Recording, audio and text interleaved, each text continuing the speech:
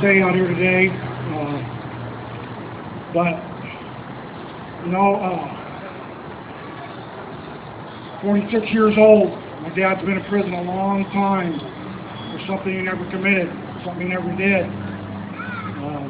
As a kid, I never knew growing up, but you know, it's all over minerals, just like Arthur says. You know, growing up out in the, I never grew up on the reservation. I grew up out in the white man's world, you know, and a lot of my friends out there are white and stuff, and they always ask me about my father, and they read up about him, and every one of them always tell me, if we were in that same situation, we'd do the same thing. Somebody came to our family, we'd do the same thing. You know, it don't matter what color you are. It's enough is enough. The man's in there for aiding and abetting. Aiding and abetting the killer. Come on. Well, isn't that a crock of shit? I mean, aiding and abetting, 34 years, you know? It's not right. Where's the justice? You know, we got a new president. He says change is nice. Well, let's have a change. Let's quit. Let's quit playing cowboys and Indians anymore. They're still trying to steal our goddamn minerals, our land. They're still pulling it on us. It ain't stopped. Anybody around who lives on the reservations, they know it. It still ain't stopped. Everybody has got to see this. It don't matter if you're white, black, whatever. We're all one. Look at 70% of the white people. Everybody says they got Indian in them. We all got to stick together. And maybe they do got Indian in them. Let's stick together. We're going to be stronger as a group, powerful. Out of all these years I've seen that they're getting smaller and smaller. Everybody fighting for the natives and stuff. And it ain't just them. It don't matter if they're black or whatever. The aim. When I remember when I was 8 years old in that Indian camp when that happened. And I don't ever remember my dad holding anybody for the color of their skin or anything. He just wanted to help the elders and help people. You know, like at the police station. He worked at a police station. He never ever told me or anything. Always obeyed the law, he says. Don't, you know, believe in law and order, chunks. And that's the way it is. If we didn't have law and order, could you imagine the massive chaos we would have? Could you imagine that? I mean, so, you know, here he is. He's in prison for something he never did. And that ain't justice. And it's still going on. It's 2011, and there still ain't no justice, you know. I didn't really know what to say when I got up here, but I guess I got a mouthful, you know.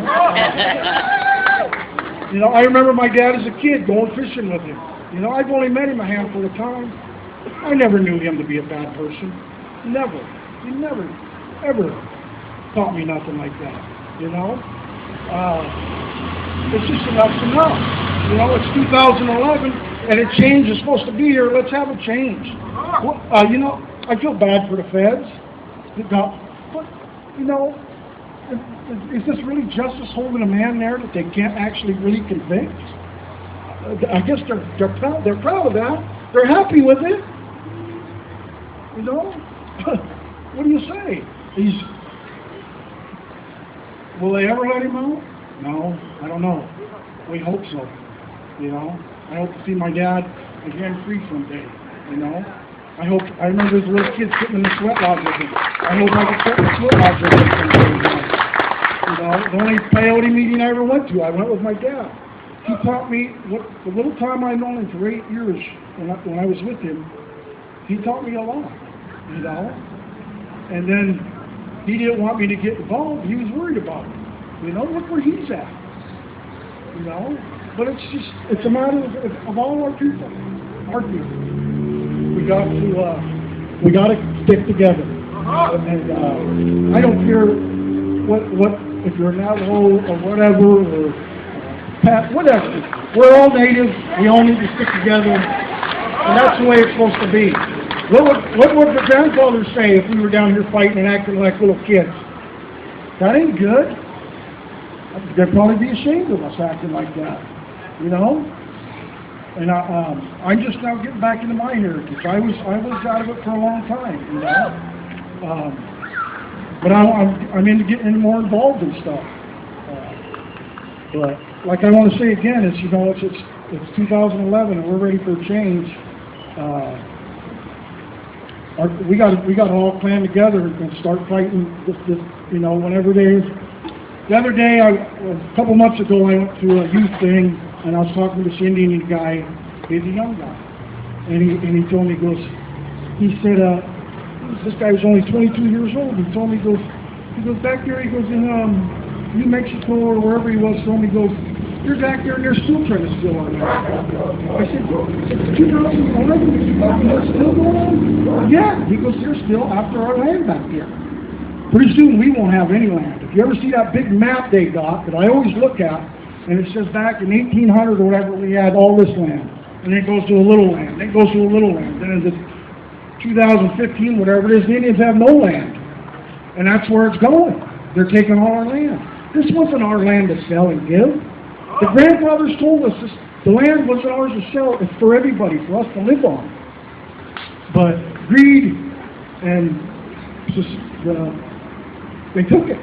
You know, we weren't going to tell nobody you couldn't come here and live.